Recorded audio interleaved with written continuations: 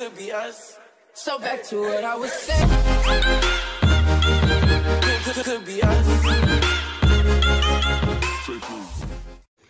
పొగ తాగటం, మద్యం సేవించటం ఆరోగ్యానికి హానికరం. Smoking, drinking injurious to health. Friends, దాదాపు ఈ మధ్య చాలామంది అంటే కొద్దిగా వయసు మీద పడ్డ వారికి ప్రోస్టేట్ సమస్య వస్తున్నట్టు తెలిసింది.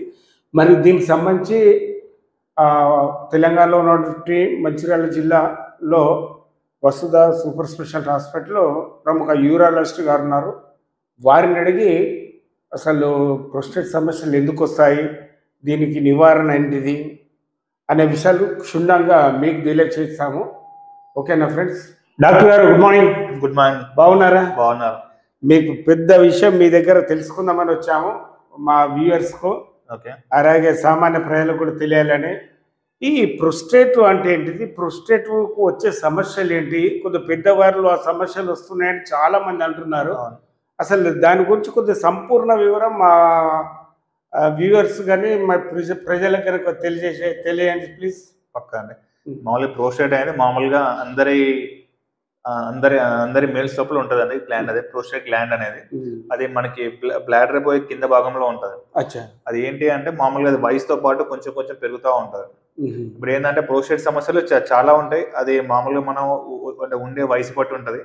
జనరల్ ఒక 40 సంవత్సరాల వాళ్ళ వరకు ప్రోస్టేట్ ఇన్ఫెక్షన్ రావచ్చు. ఇన్ఫెక్షన్ కానీ ఇన్ఫ్లమేషన్ కానీ, వాళ్ళకంటే మూత్రంలో మంట రావడం, మూత్రం పోయే దారిలో కింద అంటే బాగా నొప్పి రావడం, ఇవంటి అంటే ఇంకా ఫీవర్ రావడం, ఇవన్నీ ఉంటాయి కొంతమందికి. ఇంకొంతమందికి ఒక 50 to 60 years మధ్యలో మనం బీపీహెచ్ అంటాం, బినైన్ ప్రోస్టేట్ హైపర్ప్లేషియా. అంటే ప్రోస్టేట్ అనేది మెల్లమెల్లగా పెరిగి ఆ మూత్రం వచ్చే దారిని అంటే నొక్కడం వల్ల మూత్రం వచ్చే దారిలో కొంచెం చేంజెస్ రావచ్చు. అంటే మూత్ర మార్గం కొద్దిగా ఆగటం అంటే దానివల్ల ఏమేమి రావచ్చు అంటే మనకి మెయిన్ ఇది తెలుసుకోవాలి. మన అంటే వయసులో ఎక్కువైన వాళ్ళు మూత్రం నైట్ టైం ఎక్కువ సార్లు రావడం, ఇంకోటి మూత్రం వచ్చినా ఆపుకోలేకపోవడం, మూత్రం ఎక్కువ సార్లు పోవడం పొద్దున పూట, ఇంకొకటి మూత్రం దారి బాగా సన్నగా రావడం, మూత్రం పోషణకు లోపల ఉన్నట్టు అనిపించడం, ఇవన్నీ వస్తుండొచ్చు. ఏంటంటే జనరల్ వయసు పడ్డ వాళ్ళు ఏమనుకుంటారు అంటే మనకి ఈ మూత్ర సమస్యలు జనరల్ మనం వయసుతో పాటు వచ్చినాయి అనుకుంటారు, కానీ ఇవంతా ప్రోస్టేట్ వల్ల వస్తాయి. కాబట్టి దేనికి మనం ట్రీట్మెంట్ ఇచ్చుకుంటే వాళ్ళ క్వాలిటీ ఆఫ్ లైఫ్ చాలా ఇంప్రూవ్ అయ్యే అవకాశం ఉంటుంది. అవును సార్, అసలు ప్రోస్టేట్ అంటే ఏంటిది, అసలు అది ఎందుకున్నది, ఆ గ్రంథి అనేది బాడీలో ఎందుకుందండి? ప్రోస్టేట్ గ్రంథి ఎందుకని జనరల్ మనకి కింద టెస్టిస్ లో నుంచి మనకి వీర్యం వస్తుంది. ఆ వీర్య కణాలకి దానికి ఆహారం కావాలి. అంటే ఆహారం అంటే పౌష్టికాహారం, అదే దానికి పోషకాలు కావాలి. ఆ పోషకాలని ప్రోస్టేట్ ఫ్లూయిడ్ అంటారు. ఫ్లూయిడ్ లో నుంచి వస్తుంది. దాని మెయిన్ యూజ్ అదనమాట. అంటే ఇప్పుడు వృషణాలలో నుంచి వీర్య కణాలు వచ్చి ఈ ప్రోస్టేట్ లో ఉన్న పోషకాలను స్వీకరించడానికి వస్తాయి. అంటే అట్లా అంటే మొత్తం అంతా కలిసి ఈ ప్రోస్టేట్ లో ఉన్న లిక్విడ్ ప్లస్ ఈ వీర్యకణాలు అంతా కలిపి మనకి వీర్యం బయటకు వస్తుంది. అంటే ఇప్పుడు సంతానోత్పత్తికి ప్రోస్టేట్ అంటే చాలా ముఖ్యం పాత్ర అన్నట్టు ఒక రకంగా. అంటే ఉపయోగమే అంటే ఇది కంపల్సరీ ఉండాలి. అదే మరి దానికి వచ్చే ఇప్పుడు ఇన్ఫ్లమేషన్స్ అన్నారు కదా, అంటే అవి ఏ రకంగా వస్తాయండి? అంటే మామూలుగా మనకి జనరల్ అంటే మూత్రం వచ్చే దారిలో నుంచి ఏదైనా ఇన్ఫెక్షన్ వచ్చినప్పుడు అంటే ప్రోస్టేట్ కూడా ఎఫెక్ట్ అయ్యే ఛాన్స్ ఉంటుంది. జనరల్ మనం చూస్తున్నాం కదా, మన మూత్ర ఇన్ఫెక్షన్స్ యూటీఐస్ జనరల్ మనకి మూత్రాశయానికి జనరల్ వస్తాయి. మూత్రాశయానికి వస్తే మనం టాబ్లెట్స్ ఇంజెక్షన్స్ తగ్గిపోతుంది. కానీ ఈ ప్రోస్టేట్ కి వస్తే మాత్రం అంటే చాలా అంటే 1-2 months పట్టే అవకాశం ఉంటుంది మొత్తం తగ్గడానికి. ఎందుకు అంటే ప్రోస్టేట్ దగ్గర కొంచెం దానికి బ్యారియర్ అంటాం, ప్రోస్టేట్ బ్యారియర్, క్యాప్సిల్ అంటాం. ఆ లోపలికి మనం ఇచ్చే యాంటీబయాటిక్స్ వెళ్ళాలంటే అంటే దానికి ఒక 2-3 అంటే లోపలికి పోయే యాంటీబయాటిక్స్ చాలా తక్కువ ఉంటాయి. అవి కూడా చాలా అంటే మెల్లమెల్లగా పోతాయి ఫాస్ట్ గా. అంటే ఆ మధ్య ఏదో ప్రోస్టేట్ క్యాన్సర్ అని కూడా కొందరు అన్నారు సార్, అటు వస్తే దానికి ఎటువంటి చికిత్స ఇస్తారు, మందులు తగ్గుతుందా, రిమూవ్ చేయాల్సి ఉంటుందా? ఇది మంచి ప్రశ్న. ఏంటంటే మన ప్రోస్టేట్ క్యాన్సర్ అని చాలా మంది భయపడుతూ ఉంటారు. జనరల్ మనం ప్రోస్టేట్ క్యాన్సర్ అంటే మన ప్రోస్టేట్ లో క్యాన్సర్ వస్తుంది, దానికి కారణాలు చాలా ఉంటాయి. కొన్ని మెయిన్ అయితే జన్యుపరంగా ఉంటుంది క్యాన్సర్ రావడం. మన పేరెంట్స్ కానీ అంటే మన రిలేటివ్స్ అంటే మాత్రం మనకు వచ్చే అవకాశం ఎక్కువ. అలాంటి వాళ్ళు మనం దీన్ని ఎట్లా తెలుసుకోవచ్చు అంటే మనకి మనం ఎవ్రీ ఇయర్ ఎగ్జామినేషన్ చేసుకోవచ్చు. మామూలుగా మన దగ్గరకు వస్తే మనము ప్రోస్టేట్ ఎగ్జామినేషన్ అంటాం. మనం పర్రెక్టల్ ఎగ్జామినేషన్ అంటే మనం మనం మోషన్ బై దారిలో ఇలా మనం పర్రెక్టల్ ఎగ్జామినేషన్ అంటే మనం మోషన్ బై దారిలో నుంచి మనం వేలు పెట్టి చూస్తాం. అక్కడి నుంచి మనకి ప్రోస్టేట్ ఎట్లా ఉంది అంటే దాని కన్సిస్టెన్సీ అంటే గట్టిగా ఉందా సాఫ్ట్ ఉందా దాన్ని బట్టి మనకి క్యాన్సర్ ఉందా లేదా డిసైడ్ చేయొచ్చు. అదొకటి. ప్లస్ మనం పిఎస్ఏ అంటాం, ఆ ప్రోస్టేట్ స్పెసిఫిక్ యాంటీజెన్ అని. ఇది బేసికలీ ప్రోస్టేట్ లో నుంచి మాత్రమే వస్తుంది ఈ లోపల. మనం బ్లడ్ టెస్ట్ అది. చాలా మంది పిఎస్ఏ అంటే వేరే ఏదో test just blood test, simple blood test. అది ఇస్తే ఏంటంటే మనకి అది వాల్యూ ఉంటుంది, నార్మల్ వాల్యూ 4 ఉండాలి. 4 కన్నా తక్కువ ఉంటే క్యాన్సర్ లేనట్టు.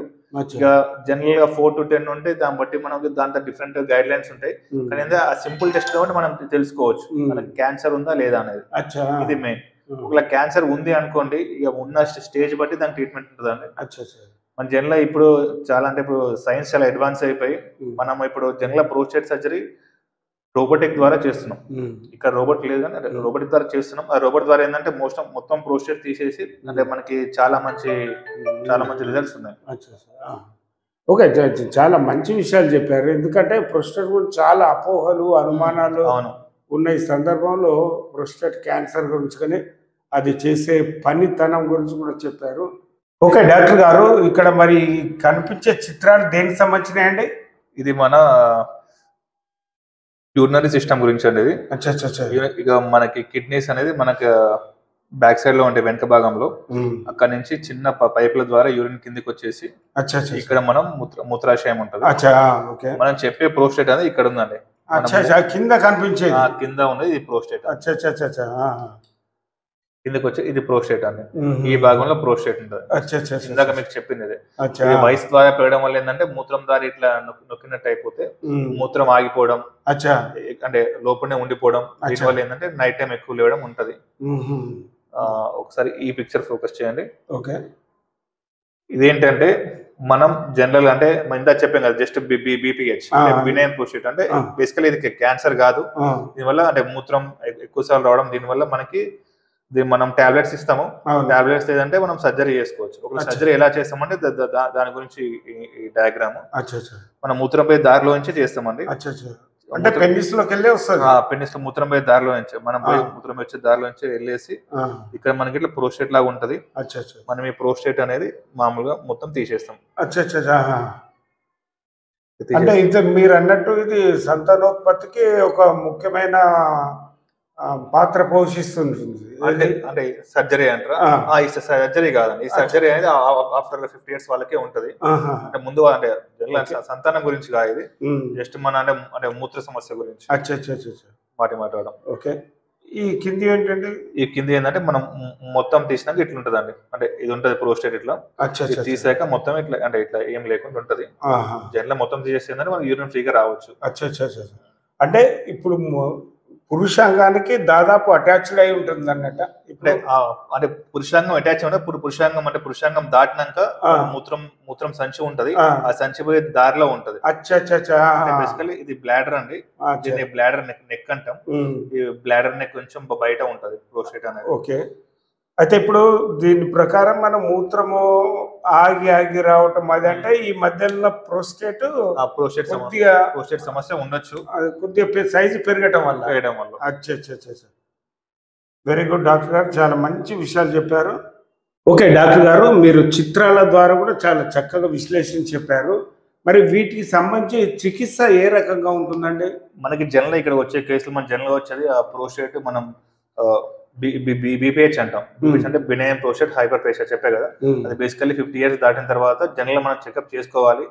జనరల్ మీకు ఇందాక చెప్పిన సిమ్టమ్స్ ఉన్నాయా, నైట్ టైం లేవడం, ఆగాగి రావడం, ఉన్నప్పుడు ఏంటంటే మన దగ్గరకు వచ్చినప్పుడు మనం ఎగ్జామిన్ చేసి పరీక్షలు చేసేసి వాళ్ళకి జనరల్ మనం 2 ఆప్షన్స్ ఇస్తాం. ఫస్ట్ మరీ సమస్య ఎక్కువ లేదనుకోని మనం అంటే ఫస్ట్ వాళ్ళకి మనం మెడిసిన్స్ ఇస్తాం. మెడిసిన్స్ ద్వారా కొంతమందికి ఫ్లో ఇంప్రూవ్ అవకాశం ఉంటుంది. యూరిన్ ద్వారా ఇంప్రూవ్ అయిపోతే వాళ్ళకి క్వాలిటీ ఆఫ్ లైఫ్ మంచిగా ఉంటుంది.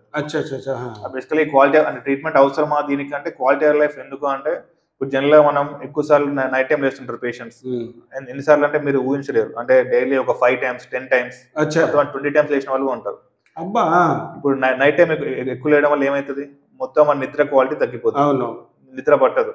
మళ్ళా నిద్రపోవడం కాకుండా నైట్ టైం లేచినప్పుడు ఏదైనా జారిపడ్డ ఫ్రాక్చర్లు అవ్వచ్చు, అదొకటి. ప్లస్ మళ్ళీ మార్నింగ్ పూట నిద్రపోతారు, ఏదైనా వాళ్ళ వర్క్ చేస్తుంటే క్వాలిటీ మొత్తం తగ్గిపోద్ది, అంటే చిరాకు పట్టడం, కోపం రావడం ఇవన్నీ ఉంటాయి. బేసికల్లీ వాళ్ళకి ఫిజికల్ గా, మెంటల్ గా, ఇంకా మొత్తం సైకలాజికల్ ఎఫెక్ట్ ఉంటుంది. అంటే ఇది బేసికల్లీ చిన్న సమస్య. అంటే ట్రీట్మెంట్ తీసుకుంటే ఏంటంటే ఈ క్వాలిటీ కొంచెం ఇంప్రూవ్ అయితే వాళ్ళ ఓవరాల్ క్వాలిటీ ఇంప్రూవ్ అవుతుంది. ఇది మనం మెడిసిన్స్ ఇవ్వచ్చు, లేదా మనం మెడిసిన్స్ తో ఇంప్రూవ్ అవ్వలేదు లేదంటే వాళ్ళకి సర్జరీ చేయొచ్చు. కింద మీరు చూపెట్టిన చిత్రాలనే కదా, అందగడ మూత్రం దారిలో నుంచి వెళ్ళేసి దాని ఆపరేషన్ TURP అంటాం, TURP చేసి మనం ప్రోస్టేట్ గంది తీసేయచ్చు. అంటే ఇప్పుడు క్యాన్సర్ వచ్చినా కూడా అలాగా దాన్ని రిమూవ్ చేయొచ్చా? అంటే క్యాన్సర్ వస్తే మనం ఇట్లా చేయలేము. అంటే క్యాన్సర్ వస్తే మొత్తం ప్రోస్టేట్ తీయాల్సి వస్తుంది. అంటే మొత్తం ప్రోస్టేట్ విత్ క్యాప్సిల్ తీసేయాలి. అంటే దానికి సర్జరీ వేరే ఉంటుంది. ఓకే డాక్టర్, చాలా మంచి విషయాలు చెప్పారు.